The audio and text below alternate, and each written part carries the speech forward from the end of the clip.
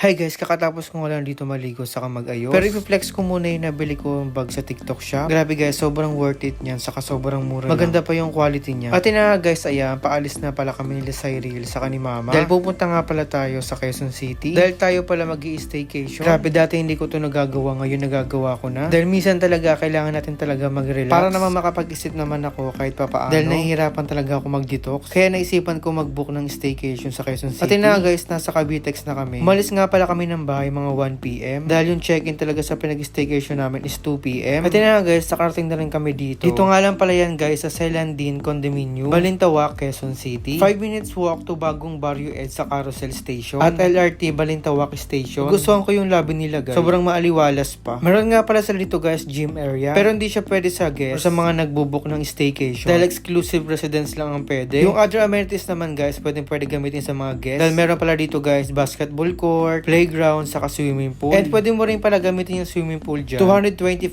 per pax. Available lang siya Monday to Wednesday, except sa mga holidays. Tuwing Thursday naman saka Friday, bawal siya gamitin. At ay nakagas na yung pinaka-exciting part. Ito na yung ipapakita ko sa inyo yung binook ko. Dito yan sa Panda Hub. Meron din sila sa Airbnb. Tingnan nyo lang sa screen guys para makita nyo. Yung mga kasama pala dito guys sa unit na ito. Nagustuhan ko kagad dito kasi merong malaking ref. Actually, lahat ata ng kailangan mo dito is nandito na sa loob ng Panda Hub. Kaya doon pala sa mga inclusion guys, 10 out of 10 na ako. Meron na ditong rice cooker, may microwave na din, induction cooker para pag magluluto ka. And nagustuhan ko dito guys, kompleto na dito. Baka napapansin nyo guys mamaya, bakit maraming panda dyan? Kasi panda team pala yung Panda Hub. Kaya nga Panda Hub yung name.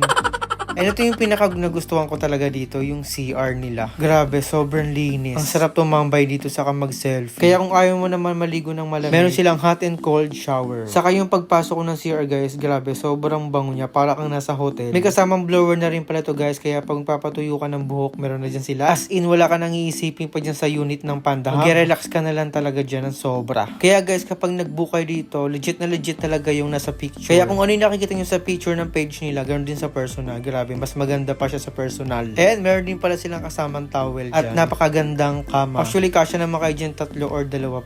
Pwede na sa kama na yan. Oo nga pala guys, bago ko siya makalimutan, 2,100 pala siya per night kapag every weekday siya. And kapag weekends naman, 2,300. Yung 2,100 naman guys, 3 packs na siya pwede. And mag-aadla kayo ng 200 pag 4 kayo. Hindi ko na rin magbo-board dyan kasi marami silang board games. Kung gusto mo pa dito guys, may video okay pa. And kung gusto mo naman makakita ng tanawin na magaganda, ayan, meron silang balcony. Masarap dyan mag-chill guys kapag gabi. At ma-relax ka talaga dyan dahil sobrang ganda ng view. Hindi siya nahaharangan ng mga building. Kaya dito talaga ako nag-book. Pero kung gusto mo nang mag-mall saka mag-grocery, malapit lang sa kanila yung Ayala Mall, Cloverleaf. 5 minutes lang ang walk. Makakapunta ka na talaga dyan kagad. Kaya napagkakalam ko, meron dyan palengke sa gilid ng Ayala Mall. Kaya naman pumunta kami dito sa Ayala Mall para mag-grocery. Dahil ilang araw kami dyan sa Panda Hub. Kaya hindi pwedeng di tayo kakain, no? Kaya naman yung pag-uwi guys, ayan, nag-video okay na ako. Dahil don't worry guys, hindi ka marinig ng mga kapitbahay dyan.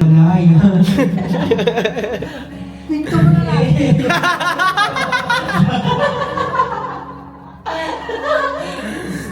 Huli palagi. Kaya naman yung kinagabihan guys, ayan, nag-swimming na kami. Grabe, sobrang ganda pala dito guys kapag gabi. Saka konti lang yung naliligo kaya mas okay. At saka yung mga staff dito guys, sobrang bait talaga. I-approach ka talaga nila pag may mga kailangan ka sa katanong. Kaya guys, kung gusto nyo mag-staycation na, andyan na yung Panda Hub.